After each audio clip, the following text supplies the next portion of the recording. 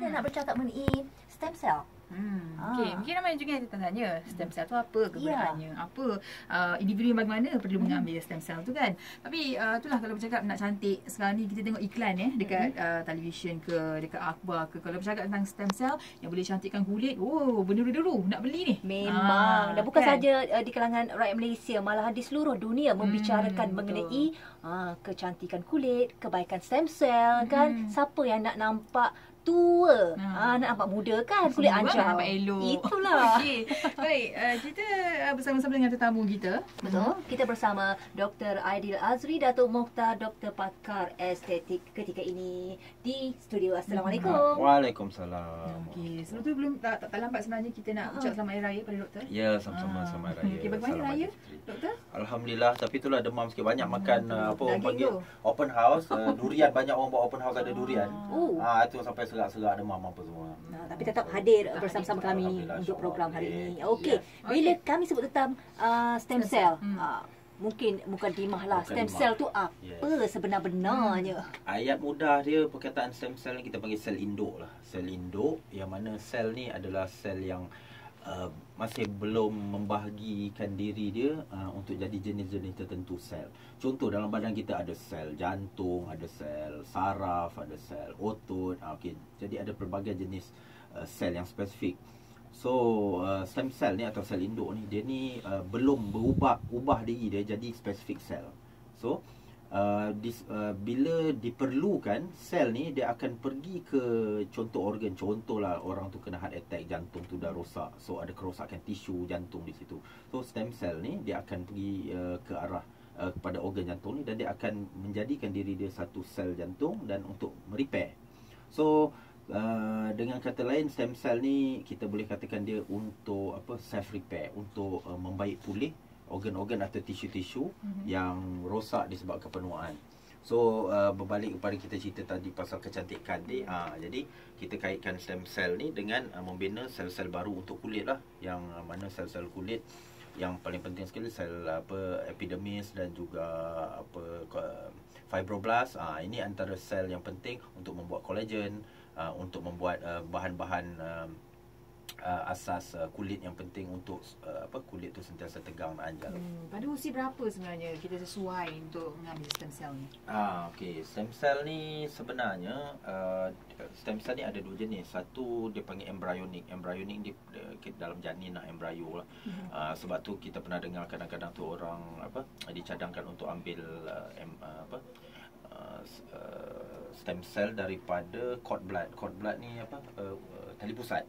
Kadang-kadang bila nak deliver anak tu, kadang-kadang dicadangkan untuk ambil stem cell embryonic ni daripada baby tu, sebab sekiranya apa-apa berlaku pada baby tu di kemudian hari, maksudnya even dia dah besar nanti pun tiba-tiba dia mengalami masalah-masalah kesihatan tertentu, stem cell tadi tu yang disimpan di kita panggil stem cell bank boleh dikeluarkan balik dan boleh digunakan mungkin dalam bentuk injection ke apa untuk merepair masalah-masalah penyakit-penyakit chronic degenerative disease yang ada pada individu tersebut.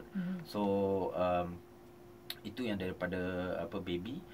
Satu juga daripada stem cell dipanggil adult stem cell dewasa. Yang itu memang kita semua ada, tapi kalau nak dibandingkan dari segi kekuatan power dia tu antara baby punya dan adultnya dewasa yang ada dalam badan kita ni, memang sangat berbeza. Maksudnya adult stem cell ni dia punya kekuatan tu lebih slow, dan aktiviti dia tu pun limited. Maksudnya kat sini kalau misalnya kita berlaku kecederaan pada tisu-tisu organ, macam contoh tulang kita patah ke retak ke, dia nak merepair tu ada stem cell dewasa tu, tapi dia lebih aktiviti dia lebih slow. Okey, lebih slow. So sebab tu kadang-kadang tu sekarang ni ramai yang dicadangkan untuk ambil suplemen untuk mengaktifkan aktiviti sel-sel stem cell adult ni, stem cell dewasa ni. Jadi so that dia orang boleh cuba bergerak dengan lebih pantas macam baby punya stem cell. Ya. Okey, tapi betul ke stem cell ni mahal harganya? Oh yes, kalau ikutkan betul-betul stem cell memang kosnya memang mahal. Tapi itulah saya pun kadang-kadang heran bila tengok market sekarang ada produk-produk yang diklaim stem cell produk, tapi sikit-sikit ada stem cell. Sikit semua stem cell sekarang ni. Sabun pun stem cell, ubat gigi stem cell, semualah kalau boleh kan. Nak stem cell sebab sekarang ni stem cell is the trend. Kita panggil anti-aging punya treatment atau supplement. So almost semua manufacturer nak letakkan stem cell dalam produk. Sama ada benda tu memang betul-betul stem cell ataupun just extract zat-zat pemakanan yang membantu untuk meningkatkan stem cell dalam badan, yang tu kita tak pasti. Okey, tapi setahu saya kalau misalnya benda tu adalah, produk tersebut adalah the original stem cell, real stem cell, yang mana biasanya diambil daripada human, manusia, ataupun ada juga macam di Switzerland diambil daripada dua jenis binatang, biri-biri, sheep, dan juga daripada rabbit. Kalau yang jenis yang macam ni dia memang mahal. Kos dia memang beribu lah. Ada in fact actually boleh mencecah ratusan ribu. Tapi kalau macam ambil just a supplement yang untuk mengaktifkan stem cell yang sudah sedia ada dalam badan, yang itu dia lebih murah lah. Kos tu bagi saya bergantung stem cell jenis apa. Maksudnya is it just supplement yang mengaktifkan stem cell dalam badan, ataupun memang a pure stem cell yang diekstrak daripada manusia, sama ada embryo ataupun daripada binatang yang saya sebut tadi tu. Ada kesan tersendiri ke doktor bila kita mengambil stem cell tu? Kesan maksudnya side effect ke? Daripada kulit kita macam kita ambil, ada kesan yang macam kesan katanya positif, negatif? Gatal-gatal ke? Okey, sepatutnya kalau stem cell tu the real stem cell, memang dia tak akan datangkan apa-apa side effect lah. Allergic ke apa, biasanya semua itu tak berlaku. In fact kadang-kadang tu ada stem cell yang telah dia panggil dikecilkan saiz molekulnya, so that kita punya badan, antibody kita tak boleh nak detect dia dalam badan. Sebab kadang-kadang sebab stem cell ni sebenarnya protein, so immune system kita telah ditrain, antibody kita telah ditrain untuk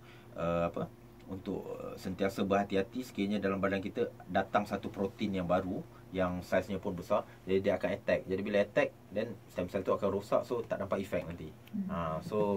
Saiz sesuatu stem cell pun penting lah.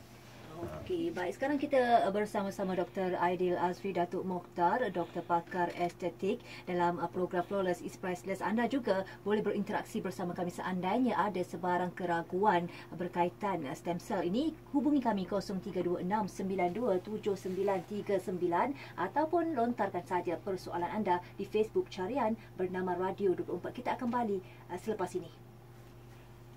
Flawless is Priceless yang kita bawakan untuk anda. Topik yang kita ketengahkan itu mengenai stem cell dan juga collagen. Betul. Untuk kecantikan. Kalau anda ada sebarang soalan dan juga mungkin ada kekeliruan ke, boleh terus anda hubungi kami di sini 0326927939 ataupun boleh saja di Facebook bernama Radio 24. Ya, dan ketika ini kita bersama-sama Dr. Pakar Estetik Dr. Aidil Azri Datuk Mokhtar. Baik doktor, sekarang ini sebelum kita berbicara dengan lebih lanjut, kita dah ada pemanggil ni sebenarnya.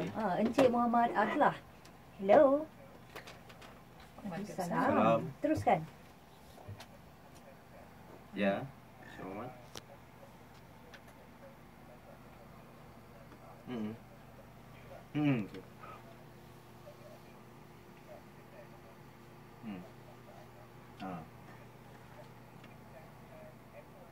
Yes, yes. Okay. Okay. Right. Masih. Okay. Itu yang diambil daripada buah-buahan. Betul. Plant stem cell. Okay. Kajian ada menunjukkan apple stem cell lah. Tapi ini bukan apple biasa, bukan apple yang macam kita biasa-biasa makan tu. Dia satu spesies special, saya lupa nama dia apple, tapi ada dijumpai di Switzerland apple ni. Jadi ada kajian yang menunjukkan bahawa pokok apple tersebut boleh menghasilkan stem cell dan juga ekstrak daripada pokok tersebut boleh jika diambil dalam bentuk suplemen lah, katalah kita ambil dari segi kita makan je lah, dia boleh membantu untuk mengaktifkan stem cell yang sudah sedia ada dalam badan kita. Maksud yang saya sebut tadi, adult stem cell stem cell dewasa dalam badan kita ni biasanya dia lebih slow lah. Dia dah tak aktif macam waktu baby dulu. Sebab tu macam baby kalau dia cedera dia cepat je repair kan. So semakin kita berumur, because of penuaan, banyaknya apa, penyakit beri faktor juga doktor? Yes, penyakit-penyakit kronik juga main peranan. So adult stem cell kita slow.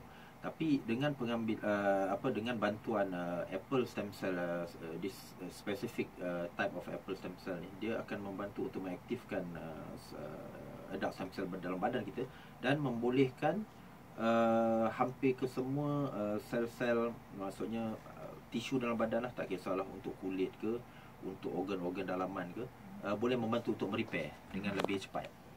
So memang ada kajian untuk membuktikan tentang apple stem cell ni, dia memang berkesan. So yang itu cuma itulah, kena pastikanlah betul jenis apple stem cell yang diambil tu. Sebab macam saya cakap, dia bukan apple biasa, dia ada very specific rare species of apple di Switzerland. Ya, okey. Bercakap mengenai stem cell ni kan, kalau kita lihat ada juga dalam produk kecantikan. Sebagai contohlah, ada serum yang dikatakan mengandungi stem cell. Betul ke? Itulah.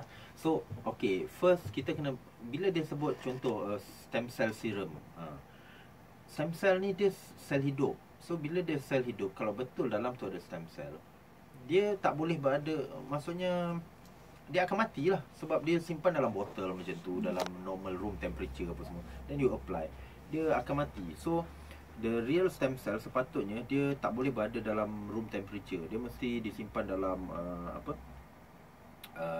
kalau tak suhu beku sekalipun, biasanya orang simpan dalam fridge lah. Fridge maybe below 10 degree. Lepas tu bila nak digunakan baru dipakai, tapi immediate. Kalau dibiarkan lama dalam room temperature pun dia akan deactivate. So sel tu akan mati. So kalau misalnya dia buat dalam bentuk serum ataupun buat dalam bentuk suplemen, pil ke serbuk ke, berkemungkinan besar benda tu yang ada dalam tu bukan stem cell, tapi dia extract untuk mengaktifkan stem cell. Dia dua benda yang berlainan tu. Dia macam ibarat macam vitamin untuk mengaktifkan stem cell yang sudah sedia dalam badan. So kalau cerita pasal skincare tadi tu, serum tu saya rasa is dia panggil active ingredient sajalah.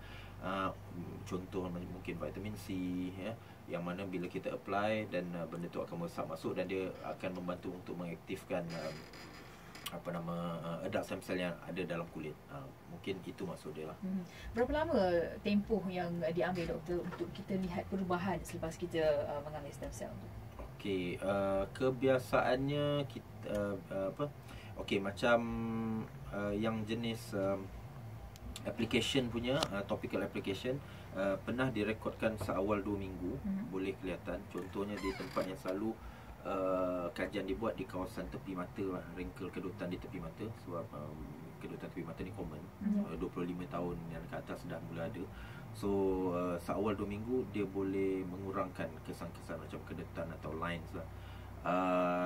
Maksimum biasanya up to 3 bulan.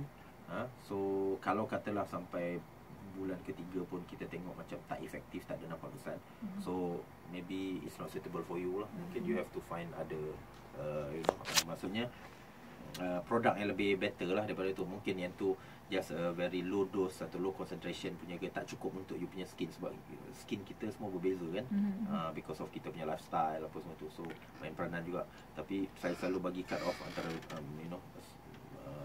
to 3 months lah maksimum. Okey. Tadi kita sentuh sedikit mengenai penyakit-penyakit kronik yang beri kesan jugalah kepada adult stem cell itu sendiri. Dan bagaimana kalau mereka yang ada penyakit-penyakit kronik tetapi mengambil juga stem cell, ada kesan sampingan? Okey, kesan sampingan. Sebenarnya dia tak ada kesan sampingan. Malahan dia akan membantu orang yang ada masalah penyakit kronik ini untuk menyembuhkan diri mereka tu. Sebagai contoh lah, salah satu penyakit kronik yang umumnya kita tahu, diabetes, kencing manis. Okey, biasanya kencing manis dikaitkan dengan kerosakan pankreas. Pankreas dah kurang berfungsi. Jadi apa yang bila mengambil stem cell ni, dia akan membantu untuk merepair organ pankreas ni supaya dia dapat berfungsi dengan lebih baik daripada asalnya. Jadi sedikit sebanyak ini sebenarnya akan membantu untuk improvekan keadaan penyakit kronik tu sendiri. Kan. So bukan nak cakap orang yang ada penyakit kronik kalau ambil stem cell dia akan jadi lagi teruk ke atau side effect yang lagi teruk ke. Sepatutnya they should be better lah. Jadi lebih baik lah maknanya kan. Okey. Baik, dan selain itu, adakah semua orang sebenarnya bila meningkat usia perlu mengamalkan pengambilan stem cell ini ataupun bergantung pada keperluan itu sendiri? Pada pendapat saya, opinion saya, kalau kita mengambil produk yang betul, maksudnya ekstrak stem cell yang betul, bagi saya semua orang perlu. Sebab maksudnya penuaan tidak boleh diberhentikan. Dia akan sentiasa berjalan. Tapi sekurang-kurangnya kalau kita ambil suplemen jenis macam stem cell ni, dia bantu untuk melambatkan proses penuaan, yang mana apa yang berlaku, dia akan cuba merepair organ-organ, tisu-tisu dalaman. Kalau kita nak cerita bukan kecantikan kesihatan, jantung, buah pinggang, ini semua organ-organ penting. Dan juga dari segi kecantikan kulit kita sendiri pun dia akan bantu untuk merepair. So melambatkan proses penuaan. Itulah kalau bercakap tentang kecantikan ni Ziana, memang di peringkat usia tu perlu kita titik beratkan. Dan sebenarnya kecantikan bukan sahaja tertakluk kepada kerja apa ataupun kerjaya kita kan, tapi suri rumah pun kena cantik juga, doktor. Ya, untuk husband dia. Yang penting kita tahu cara yang betul untuk kita tampil cantik dan menawan. Okey. Kita ada juga persoalan di sini. Sejauh mana stem cell ni sebenarnya mampu untuk memutihkan kulit? Sebab ada kekeliruan. Ada yang kata dengan mengambil stem cell ni tidak perlu kolagen, secara berterusan mampu membuatkan kulit ni jadi cantik dan cerah. Gitu. Okey. Bagi pendapat saya lah, direct link, maksudnya kesan direct stem cell menyebabkan pencerahan atau pemutihan, bagi saya tak berlaku lah kat situ. Indirectly boleh, sebab macam saya cakap tadi, stem cell ni dia membantu untuk merepair organ-organ atau tisu-tisu yang telah rosak. So kalau kita cerita kat sini dari segi kulit, bila kita ambil suplemen stem cell, dia akan bantu untuk merepair kulit, so kulit akan jadi lebih cantik. Tapi bear in mind, pencerahan kulit, pemutihan kulit, dia dikaitkan dengan aktiviti pigmen melanin yang dibuat oleh sel melanin self lah. So stem cell sendiri tak boleh memberhentikan pembentukan pigmen melanin ni. Okey, berbanding dengan contoh bila kita cerita pengambilan vitamin C atau glutathione.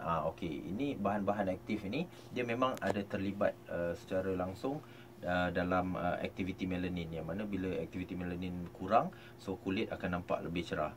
So stem cell dia tak bertindak ke arah tu, tapi dia lebih pada memberi kulit tu sihat semula, macam waktu zaman remaja mungkin, menambahkan kandungan kolagen, kandungan elastin dalam kulit, jadi kulit akan jadi kenyal, anjal, macam tu. Tapi if directly menyebabkan pencerahan atau pemutihan, bagi saya itu tak boleh berlaku lah.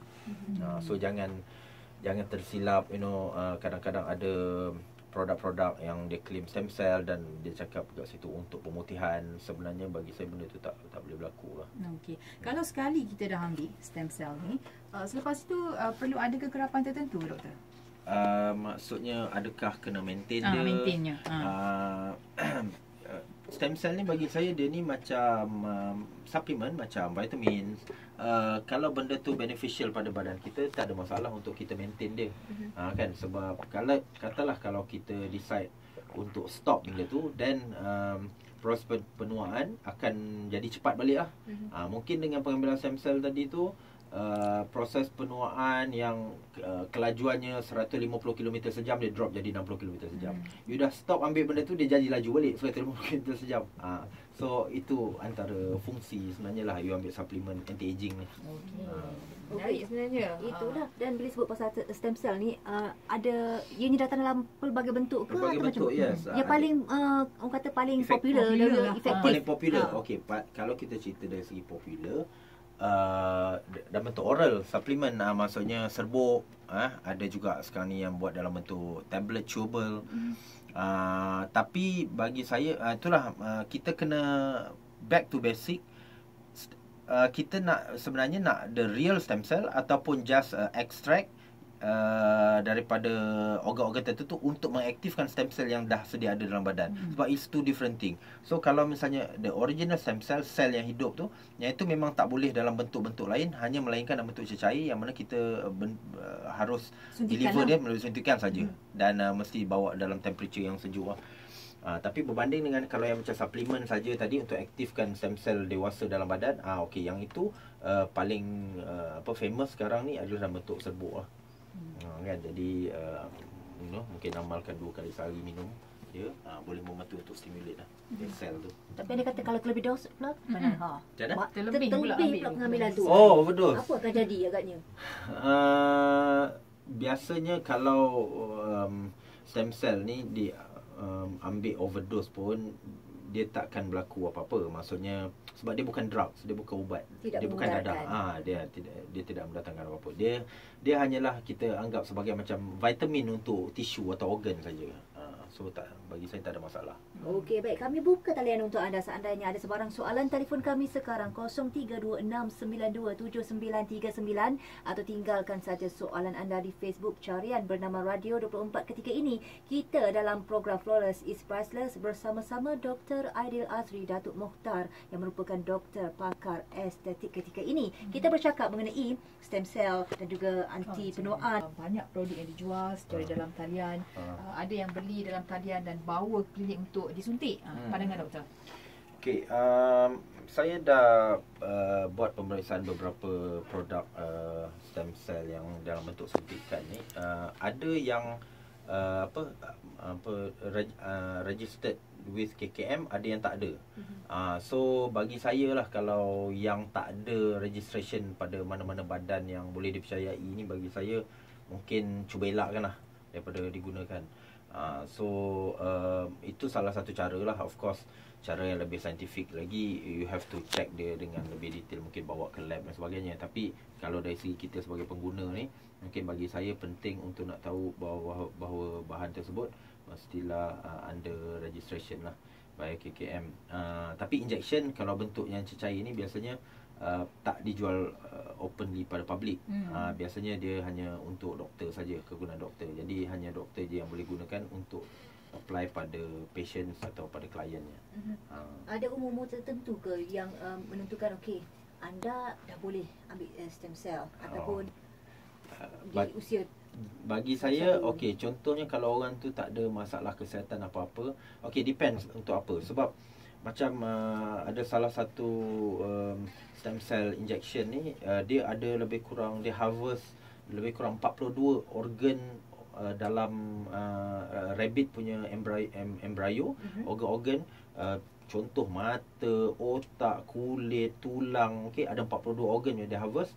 So bergantung pada contoh, kalau orang tu ada masalah buah pinggang, jadi dia inject stem cell yang spesifik buah pinggang ni, dia akan stimulate sel pada buah pinggang ni untuk merepair.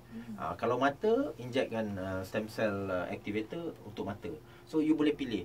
So kalau orang-orang ada masalah-masalah tertentu, dan kita boleh ambil lah. Maksudnya tak perlu nak tahu umur dia umur berapa. Even kalau katalah remaja tapi ada masalah buah pinggang ke apa contoh, so boleh ambil stem cell activator untuk buah pinggang. Jadi tak ada spesifik lah, maksudnya umur tu nak kena tunggu tua sangat ke, atau kanak-kanak tak boleh ke.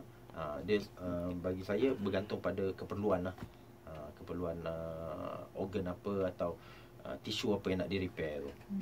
Okey, baik. Dan untuk keadaan sekarang ni, kalau yang ada masalah ulcer, boleh ke ambil stem cell ni? Ulcer perut contoh dia. Dia bagi tahu ulcer saja. Ulcer. Okey. Okey, sebab very ni okey, katalah ulcer mulut. Kalau ulcer mulut tak ada masalah. Okey. Untuk ambil sebab boleh bantu untuk, macam saya cakap tadi, bila ulcer ni macam luka lah, jadi kita nak sembuhkan dia, kena repair dia balik. So stem cell ni macam vitamin untuk membantu untuk nak merepair lah, self repair. Kalau katalah ulcer perut pula, usus contoh dia, peptic ulcer disease, memang ada spesifik stem cell activator untuk usus tu sendiri, yang boleh dalam bentuk injection untuk merepair usus tersebut. So bagi saya ulcer tu insya-Allah boleh dirawat lah mungkin. Okey, dan seterusnya juga rakan kita bertanyakan soalan ini, katanya bagaimana pula dengan lelaki yang 40 tahun ke atas, stem cell jenis apa yang sesuai diambil? Dan katanya saya cuma tahu stem cell serbuk yang dijual di pasaran, adakah itu stem cell yang betul? Itulah yang macam kita sebut tadi. Itulah. Stem cell serbuk ni kan betul ke tidak ke? Kita kena tengok apa yang ditulis dekat situ. Kalau katalah dia cakap stem cell apple ke, macam saya cakap tadi, definisi stem cell tu sendiri tu penting. Kalau yang betul-betulnya dia kalau bukan stem cell biasa dia akan tulis extract. Tapi kalau misalnya is a pure stem cell, dia tak sepatutnya bentuk serbuk. Jadi mungkin kalau dia cakap yang serbuk yang jumpa di market pasaran tu biasanya it's just extract sajalah. Dia bukan the real stem cell. Real stem cell dia mesti biasa dalam bentuk cecair. Okey, baik. Itu penjelasan yang diberikan. Kalau ada sebarang soalan, terus anda boleh hubungi kami 0326927939. Bukan itu saja, kalau pada saya idealistclinic@gmail.com, idealistclinic idealistclinic@gmail.com, ataupun boleh juga layari ruangan social media, sama ada Instagram Idealist Clinic, ataupun Facebook pun Idealist Clinic. So website pun Idealist Clinic juga. Okey. Baik, doktor, untuk mereka yang mudah terpengaruh dengan iklan-iklan produk-produk kecantikan yang kononnya macam kita sebut tadi ada stem cell dan sebagainya, tapi bila dimakan ada kesan-kesan tertentu, kemudian barulah nak jumpa pakar untuk merawat apa yang berlaku pada dirinya itu kan. Jadi apa sebenarnya kalau untuk merawat mereka yang mengalami masalah akibat stem cell yang tiruan dan sebagainya, apa yang dilakukan, doktor? Okey. Jadi maksudnya kat sini produk tersebut bukan stem cell lah. Mungkin campur bahan-bahan berbahaya apa sebagainya. Bagi saya kalau dalam keadaan macam tu kita kena tengoklah apa orang cakap kerosakan organ yang berlaku. Selalunya kalau bahan-bahan bahaya ni antara organ yang biasanya akan damage kita punya hati dan juga buah pinggang. Sebab ini tempat kita punya orang panggil filter lah, filter benda-benda berbahaya apa semua ni. So dua organ tersebut mesti diperiksa dulu, dan sekiranya ada tanda-tanda yang berbahaya dan mungkin harus dirujukkan kepada pakar ni lah, sama ada yang nephrologist buah pinggang ataupun pakar gastro untuk bahagian liver lah. Dua benda tu memang kena berjaga-jagalah. Maksudnya kalau mereka yang suspek diri mereka tu mungkin mengambil produk yang salah yang berteraskan stem cell, tapi mungkin sejak ambil tu, contohnya dalam masa seminggu tu dia rasa keadaan macam tak betul, mungkin apa yang boleh buat, dia boleh buat sebagai permulaan mungkin simple blood test, boleh pergi di family clinic ke, buat normal blood test yang boleh cek fungsi buah pinggang dan hati, dan sekiranya ada bacaan tertentu yang meragukan dan mungkin boleh dirujuk pada pakar lah.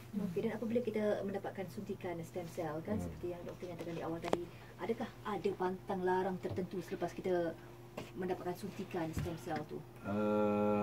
Okey, pantang larang bagi saya tak ada very specific lah. Cuma mungkin apa yang kita cadangkan, terutama mereka yang mungkin ada ambil alkohol atau smoking, digalakkan untuk tidak mengambil bahan-bahan tersebut lah, kerana sedikit sebanyak dia akan mengganggu proses merepair tu.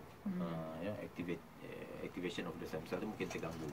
So digalakkan untuk mereka yang nak menjalani rawatan yang sebegini atau prosedur yang macam ni untuk berhenti daripada mengambil bahan-bahan tersebut lah.